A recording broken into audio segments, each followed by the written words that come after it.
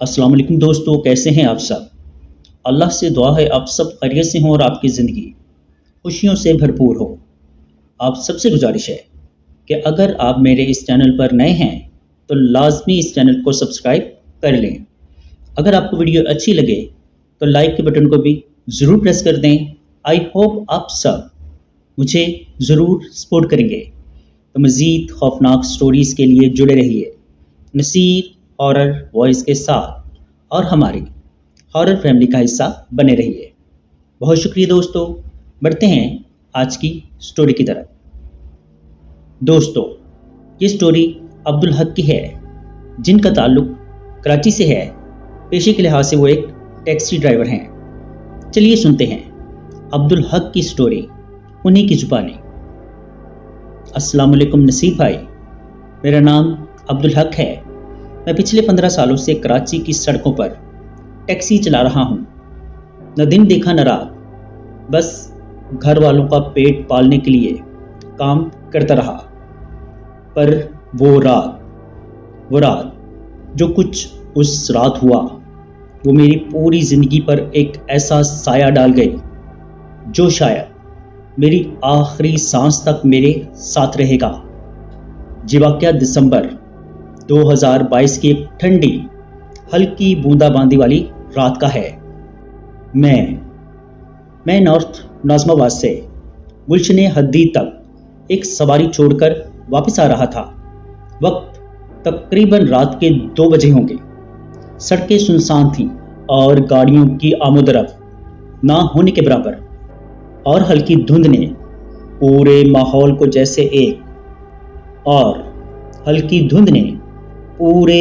को जैसे एक फिल्मी मंजर बना दिया था। कराची में ऐसी खामोशी कम ही देखने को मिलती है, मगर उस रात कुछ अलग ही था। मैंने नेशनल हाईवे के करीब अपने टैक्सी की सिगरेट लाइटर में चार्जर लगाया और फ़ोन ऑन किया। उसी वक्त मेरी नज़र दाएं तरफ पड़ी, जहां सड़क के किनारे एक लड़की खड़ी थी। स्याह अबाया, सफ़ेद चेहरा और हाथों में एक छोटा सा बैग।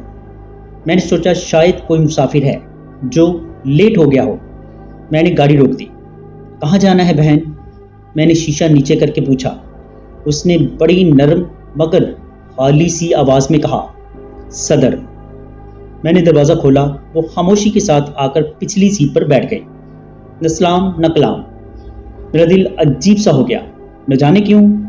उसके बैठने से गाड़ी के अंदर एक ठंडी लहर सी दौड़ गई। मैंने आहिस्ता आहिस्ता गाड़ी चलाना शुरू की। आप कहाँ से आ रही हैं बहन? मैंने माहौल हल्का करने की कोशिश की, मगर आगे से सिर्फ खामोशी। कोई जवाब ना आया। मैंने आईने में देखा। उसका चेहरा सीधा आगे की तरफ था, सफ़ेद बेरंग, और आंखों में बला का खालीपन। मैंने दिल में कहा, कोई बात नहीं, शायद डरी हुई हो या परेशान। मैंने गाड़ी का रेडियो ऑन कर दिया ताकि खामोशी का बोझ कुछ हल्का हो। लेकिन जूं ही रेडियो ऑन किया, उसमें से अजीबो गरीब खरखराने की आवाज़ें आने लगी, जैसे किसी ने रेडियो की तार काट दी हो। मैंने फ़ौरन बंद कर दिया। दिल में अजीब सा खौफ अब मुझे महसूस होने लगा। सड़क पर अब दूर दूर तक कोई नज़र नहीं आ रहा था, न बंदा न बंदे की ज़ात। एक तरफ कब्रिस्तान का बोर्ड आया, कब्रिस्तान मेहरान।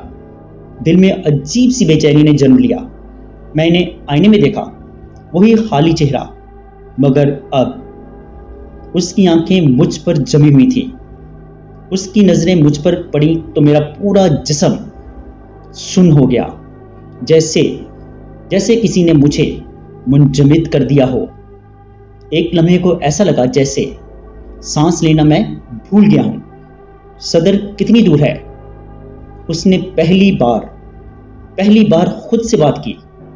आवाज़ में एक अजीब बाजगश थी, जैसे एक ही वक्त में 2 मुख्तलिफ आवाज़ें सुनाई दे रही हों, एक औरत की और एक जैसे किसी बच्चे की। मैंने बमुश्किल कहा, बस कुछ ही मिनट में पहुंच जाएंगे। मैंने स्पीड تیز کر دی۔ اب میں صدر کی طرف نہیں جا رہا تھا، میں سیدھا کلفٹن کی طرف جا رہا تھا، بس اس ڈر سے کہ کہیں کوئی محفوظ جگہ آ جائے، کوئی پیٹرول پمپ، کوئی ہوٹل، کوئی روشنی۔ مگر نہ جانے کیوں گاڑی جیسے کسی اور کے قابو میں تھی۔ میپ میرے فون پر کچھ اور دکھائی دے رہا تھا، مگر سڑک کسی اور طرف جا رہی تھی۔ آپ غلط جا رہے ہیں، اس نے کہا۔ میں نے پیچھے مڑ کر دیکھا اور میری چیخ نکلنے ہی والی تھی۔ وہ اب وہاں نہیں تھی، جگہ خالی تھی۔ میں نے گاڑی روک دی، دروازہ کھول کر باہر نکلا۔ میرا دل تیزی سے دھڑک رہا تھا اور سینے میں شرابور۔ کیا میں پاگل ہو گیا ہوں؟ میں نے خود سے سوال کیا۔ پھر میں نے گاڑی کے پچھلے دروازے سے اندر جھانکا۔ وہ پھر وہیں بیٹھی تھی۔ صدر، صدر، مجھے صدر جانا ہے۔ اس کی آواز اب بالکل بدلی ہوئی تھی، جیسے سینے کے اندر سے آ رہی ہو، گہری، بھاری اور انسانی نہیں۔ میں نے گاڑی کا دروازہ بند کیا اور فوراً ڈرائیونگ سیٹ پر بیٹھ کر تیزی سے گاڑی چلانے لگا۔ بس ایک ہی خیال، کسی طرح مسجد یا پولیس چوکی پہنچ جاؤں۔ اچانک گاڑی بند ہو گئی، ہارن، لائٹس سب بند۔ میں نے چابی نکالی، دوبارہ لگائی، کچھ نہیں۔ سڑک کے دونوں طرف اندھیرا، ویرانی اور ہو کا عالم۔ میں نے دعا پڑھنا شروع کی، آیت الکرسی، سورہ فلق، سورہ ناس، جو کچھ یاد تھا پڑھتا گیا۔ ایک دم سے دروازہ کھلا۔ وہ لڑکی یا وہ جو کچھ بھی تھی اب میرے ساتھ والی سیٹ پر تھی۔ تم مجھے کیوں چھوڑنا چاہتے ہو عبدالحق؟ تمہیں میرا نام کیسے پتا؟ میں نے چیختے ہوئے کہا۔ تم نے پچھلے رمضان میں ایک بوڑھے فقیر کو دھتکارا تھا، یاد ہے؟ وہ تم ہی تھے نا؟ میرے جسم میں ایک جھٹکا لگا۔ وہ واقعہ مجھے یاد آ گیا۔ واقعی ایک دن میں نے روزے کی حالت میں جلدی میں ایک فقیر کو جھڑک دیا تھا، لیکن یہ اس سے کیا تعلق رکھتا ہے؟ میں اسی فقیر کی بیٹی ہوں، اس نے کہا، اور اب تمہارا وقت پورا ہو چکا۔ اس کی آنکھوں سے کالا خون ٹپکنے لگا اور اس کے بال آہستہ آہستہ بڑھنے لگے۔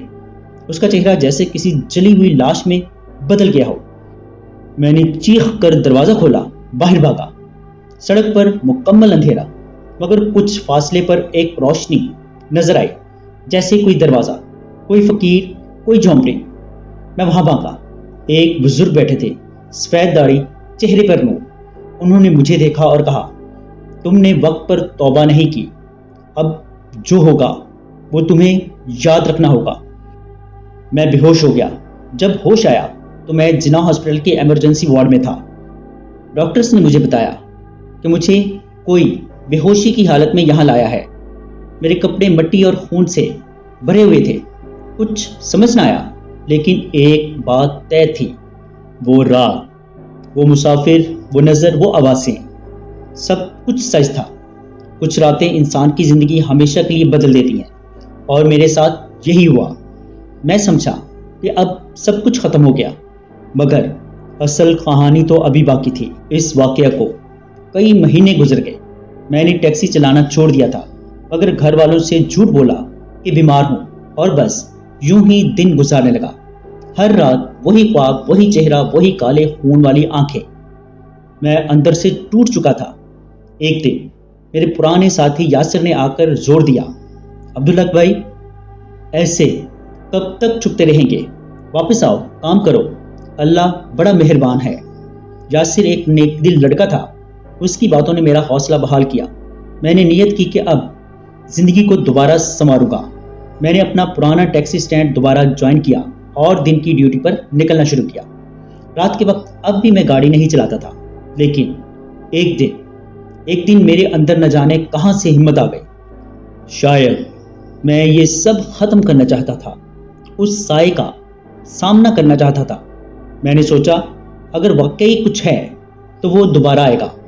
رات تقریباً 1:30 بجے میری گاڑی مزار قائد سے نکل کر شاہراہ فیصل کی طرف جا رہی تھی۔ شہر اب بھی زندہ تھا، مگر ہر گزرتے لمحے کے ساتھ خاموشی بڑھتی جا رہی تھی۔ ریڈیو پر قرأت چل رہی تھی، دل سکون میں تھا۔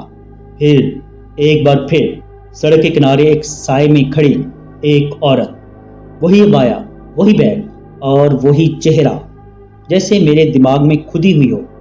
میرا دل زور زور سے دھڑکنے لگا۔ میں نے دعائیں پڑھنا شروع کی، مگر عجیب بات یہ تھی کہ اس بار میرے ہاتھ کپ کپائے نہیں۔ میں نے گاڑی روکی۔ کہاں جانا ہے؟ آواز میری تھی، مگر جیسے دور سے آ رہی ہو۔ صدر، اس نے پھر وہی کہا۔ وہ پچھلی سیٹ پر آ کر بیٹھ گئے، مگر اس بار کچھ مختلف تھا۔ اس نے آئینے میں دیکھا۔ اس کے چہرے پر زخم تھے، جیسے کسی نے نوچا ہو، اور اس کی آنکھیں خالی نہیں تھیں، وہ اب مجھ پر جم کر ہنس رہی تھی۔ تو واپس آ ہی گیا، اس نے کہا۔ یہ سب سن کر جیسے میری روح سن ہو گئی ہو۔ تم کیا چاہتی ہو؟ میں نے پوچھا، اس بار کانپتے ہوئے نہیں، بس خوف سے دبا دبا۔ جو تم نے دینا تھا وہ تم دے چکے ہو، اب لینے کا وقت ہے۔ پھر اچانک گاڑی رک گئی، خود بخود۔ چاروں طرف اندھیرا، سڑک غائب، لائٹ غائب، دنیا جیسے مٹ گئی ہو، بس میں، وہ اور خاموشی۔ پھر میری گاڑی کے شیشوں پر جیسے کسی نے ناخنوں سے خراشی ڈالنا شروع کر دی۔ چک چک چک، یہ آواز اندر تک چیر گئی مجھے۔ پھر شیشے کے پار چہرے نمودار ہوئے، جلے ہوئے چہرے، سیاہ آنکھیں، اور ہر چہرہ مجھے گھور رہا تھا، جیسے کوئی فیصلہ سنانے آیا ہو۔ یاد ہے تم نے کچرا کنڈی کے پاس ایک بچے کو روتا دیکھا تھا اور تم نے کچھ نہ کیا؟ یاد ہے؟ وہ بولی۔ یاد ہے تم نے مسجد کے باہر بیٹھے اس فقیر کو نظر انداز کیا؟ یاد ہے تم نے ایک رات گھر جلدی پہنچنے کے لیے زخمی کتے کو رونٹ ڈالا تھا، ہر جملے کے ساتھ جیسے میرے جسم پر چابک پڑ رہا ہو؟ میں چیخا، میں انسان ہوں، میں نے غلطیاں کی ہیں، میں توبہ کر چکا ہوں۔ اس بار وہ ہنسی، ایک کہکہا جو گاڑی کی دیوار سے ٹکرا کر گونجنے لگا۔ لیکن تم نے دل سے توبہ نہیں کی عبدالحق، تم نے موت سے ڈر کر توبہ کی، اللہ سے ڈر کر نہیں۔ پھر اس نے آہستہ آہستہ اپنا نقاب ہٹا دیا۔ اس کے چہرے پر گوشت نہیں تھا، صرف ہڈی، آنکھوں کی جگہ کالے سوراخ، اور منہ میں زبان کی جگہ سانپ۔ اب وقت پورا ہو گیا، گاڑی آسمان میں بلند ہونے لگی۔ میں نے نیچے دیکھا، کراچی غائب ہو چکا تھا۔ نیچے آگ تھی، سائے تھے، اور کچھ ایسی چیزیں جنہیں میں بیان نہیں کر سکتا۔ میں چیخا، گڑ گڑایا، معافی مانگی، اور اچانک ہر چیز غائب ہو گئی۔ صبح کے 4 بجے میں ایک سڑک کے کنارے بے ہوش پڑا تھا۔ میرے آس پاس کچھ کچرا چننے والے لڑکے کھڑے تھے۔ ایک نے پانی چھڑکا، میں ہوش میں آیا۔ چاچا آپ ٹھیک ہو؟ یہاں کیسے آئے؟ میں نے ادھر ادھر دیکھا، میری گاڑی کہیں نہیں تھی، میری جیب میں کچھ بھی نہ تھا، موبائل، پیسے، سب کچھ غائب ہو چکا تھا۔ دوستو بڑھتے ہیں ایک اور سٹوری کی جانب۔ میرا نام حارث ہے، میں کراچی میں رہتا ہوں، اور گزشتہ 1 سال سے ایک مشہور فوڈ ڈیلیوری ایپ کے لیے کام کر رہا ہوں۔ میرا کام زیادہ تر شام 6 بجے سے رات 2 بجے تک کا ہوتا ہے۔ لوگ کہتے ہیں کہ کراچی کبھی نہیں سوتا، لیکن میں نے اس شہر کا ایک ایسا چہرہ دیکھا ہے، سناٹا، اندھیرا، بند گلیاں، اور وہ راستے جن پر نہ روشنی تھی نہ زندگی۔ یہ واقعہ 3 نومبر 2023 کی رات کا ہے۔ رات کے 1:30 بج رہے تھے۔ میں سروس بند کرنے ہی والا تھا کہ ایک آرڈر کا نوٹیفیکیشن آیا۔ آخری آرڈر، سوچا کر لیتا ہوں۔ ریسٹورنٹ گلشن حدید میں تھا۔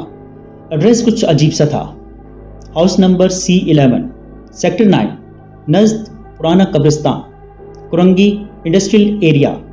پہلا جھٹکا تو یہی تھا کہ کوئی ایسا ایڈریس میں نے کراچی میں نہیں سنا تھا، مگر میپ پر لوکیشن موجود تھی۔ میں نے آرڈر پک کیا، چکن کڑاہی، 4 پراٹھے، 1 سافٹ ڈرنک، اور روانہ ہو گیا۔ راستے میں ہوا میں کچھ عجیب سی ٹھنڈک تھی۔ کراچی میں نومبر میں ٹھنڈ تو پڑتی ہے، مگر اس رات کی ٹھنڈ میں ایک سنسناہٹ تھی، جیسے کسی نے سانس روک لی ہو۔ میرے کانوں میں آوازیں دب رہی تھی۔ جب میں لوکیشن پر پہنچا تو رات کے تقریباً 2 بج رہے تھے۔ یہ علاقہ اگرچہ گوگل میپ پر موجود تھا، مگر حقیقت میں وہ ایک مکمل طور پر اجڑا ہوا، خالی اور غیر حقیقی جگہ لگ رہی تھی۔ سڑکیں ٹوٹی ہوئی، اسٹریٹ لائٹس یا تو بجھی ہوئی تھی یا ان میں روشنی بہت مدھم تھی، جیسے کسی نے جان بوجھ کر روشنی کم کر دی ہو۔ میرا موبائل بار بار سگنل ڈراپ کر رہا تھا۔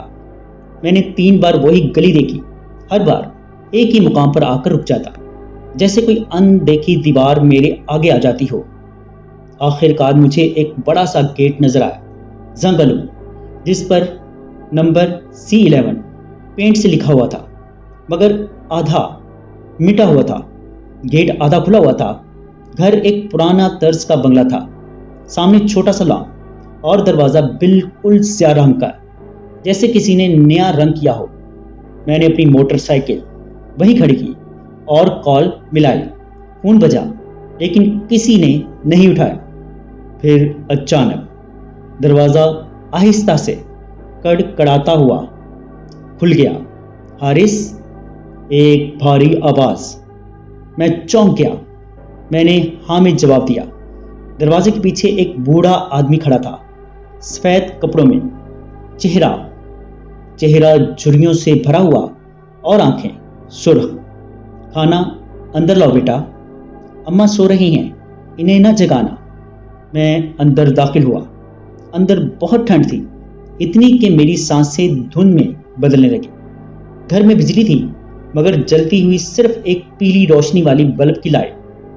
فرنیچر پر چادر پڑے ہوئے تھے، دیواروں پر پرانی تصاویر اور کہیں کہیں خون کے نشانات جیسے کچھ تھا، یا شاید یہ سب میرا وہم تھا۔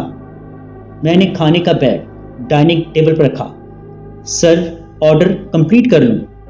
میں نے کہا، فون نکالتے ہوئے۔ بوڑھا آدمی میری طرف آیا۔ اس کی حرکت بہت سست تھی۔ ہاں، بس 1 منٹ، اس نے کہا اور اندر والے کمرے کی طرف چلا گیا۔ یہاں سے سب کچھ بدل گیا۔ میں کھڑا تھا، 1 منٹ، 2 منٹ، 5 منٹ، اور پھر اچانک میں نے کسی عورت کی سسکی سنی، بچاؤ بچاؤ۔ آواز اندر کے کمرے سے آ رہی تھی۔ میری ریڑھ کی ہڈی میں سنسناہٹ دوڑ گئی۔ سر، میں نے آواز لگائی، لیکن آگے سے کوئی جواب نہ آیا۔ پھر اچانک وہ دروازہ بند ہو گیا، ٹھک کی آواز کے ساتھ۔ میری دھڑکن تیز ہو گئی۔ میں دوڑ کر دروازے کی طرف لپکا، اسے کھولنے کی کوشش کی، مگر وہ اندر سے بند تھا۔ پھر مجھے پیچھے سے آواز آئی۔ میں نے پلٹ کر دیکھا، وہی بوڑھا آدمی اب وہاں نہیں تھا، بلکہ وہ اب چھت پر تھا۔ جی ہاں، وہ شخص چھت کے کونے سے لٹکا ہوا تھا، اس کا چہرہ نیچے میری طرف تھا، زبان باہر نکلی ہوئی تھی، اور اس کی آنکھیں اب سفید ہو چکی تھی۔ اور پھر اس نے آنکھیں جھپکی۔ میں نے دروازے کی طرف دوڑ لگائی، جھٹکے دیے، مگر وہ کھلنے کا نام نہیں لے رہا تھا۔ گھر میں سے اب ہر دیوار سے، ہر کونے سے سرگوشیاں آ رہی تھیں۔ کھانا کھانا کھانا، ہمیں بھی کھانا دو، تمہیں بلایا ہے ہم نے۔ میرے فون کی اسکرین فلکر کر رہی تھی۔ میں نے لوکیشن چیک کی، لیکن ایپ اب بند ہو گئی۔ بیٹری 55% تھی، پھر بھی موبائل خود بخود بند ہو گیا۔ اچانک لائٹ چلی گئی۔ اب میں مکمل اندھیرے میں تھا، صرف ایک ہلکی سی نیلی روشنی ایک کمرے سے آ رہی تھی۔ میں ڈرتے ڈرتے اس کمرے کی طرف بڑھا۔ میں نے کمرہ کھولا، اندر وہی بوڑھا آدمی، لیکن اس بار وہ زمین پر لیٹا تھا اور اس کے گرد 6 عورتیں کھڑی تھیں، جن کے چہرے جلے ہوئے تھے، بال الجھے ہوئے، آنکھیں بغیر پتلی کے اور ہونٹ کٹے ہوئے۔ انہوں نے ایک ساتھ میری طرف دیکھا۔ تم نے دیر کر دی حارث۔ میری آنکھیں پھٹی کی پھٹی رہ گئی۔ میں نے الٹے قدم دوڑ لگائی، دیوار سے ٹکرا گیا، دروازے پر ہاتھ مارا، چیخا، مگر کوئی فائدہ نہ ہوا۔ پھر اچانک ایک ہاتھ میرے کندھے پر پڑا۔ میں پلٹا تو ایک چھوٹا بچہ کھڑا تھا، جس کا آدھا چہرہ گل چکا تھا۔ میرا کھانا لائے ہو؟ وہ بولا۔ پھر ہر طرف سے بچوں کے چیخنے کی آوازیں آنے لگی۔ عورتیں دروازے سے رینگ کر باہر آ رہی تھیں، دیواروں پر چڑھ رہی تھی جیسے میں ان کا شکار تھا۔ میں نے ایک آخری زور لگایا اور کھڑکی کی طرف دوڑا۔ کھڑکی سے شیشہ توڑ کر میں باہر کودا، زخمی ہوا، مگر کم از کم وہاں سے نکلنے میں کامیاب ہو گیا۔ جب میں نے پلٹ کر دیکھا، وہ گھر غائب تھا۔ جی ہاں، وہ پورا بنگلہ، گیٹ، سب کچھ، وہاں کچھ بھی نہ تھا، صرف ایک سنسان خالی پلاٹ تھا اور اس پر لگا ایک پرانا بورڈ، یہ جگہ خالی ہے، یہاں 2017 میں حادثے میں ایک فیملی ہلاک ہوئی تھی۔ آج بھی جب میں رات کو کھانے کی ڈلیوری کرتا ہوں، میں ہر آرڈر کے پتے کو دوبارہ چیک کرتا ہوں۔ اگر کہیں قبرستان، ویران یا گودام جیسے الفاظ ہوں، میں وہ آرڈر قبول نہیں کرتا، کیونکہ کچھ جگہیں صرف انسانوں کے لیے نہیں ہوتی، اور اگر کبھی رات کے سناٹے میں کسی کا دروازہ خود بخود کھلے تو یاد رکھنا، وہ تمہیں اندر بلانا نہیں، ہمیشہ کے لیے روکنا چاہتے ہیں۔ جی دوستو، کیسی لگی آپ کو سٹوری؟ کمنٹ باکس میں اپنی رائے کا اظہار ضرور کیجیے گا۔ اگر آپ یا آپ کے کسی جاننے والے کے ساتھ کوئی ایسا خوفناک یا ناقابل فراموش واقعہ پیش آیا ہو اور آپ اسے ہمارے ساتھ شیئر کرنا چاہتے ہیں، تو نیچے ڈسکرپشن میں موجود میرے واٹس ایپ نمبر پر ہمارے ساتھ شیئر کر سکتے ہیں۔ اپنا اور اپنے گھر والوں کا بہت سا خیال رکھیے گا۔ مجھے اور میرے گھر والوں اپنی خصوصی دعاؤں میں یاد رکھیے گا۔ اللہ نے چاہا تو ملتے ہیں کسی اور خوفناک سٹوری میں، تب تک کے لیے اللہ حافظ۔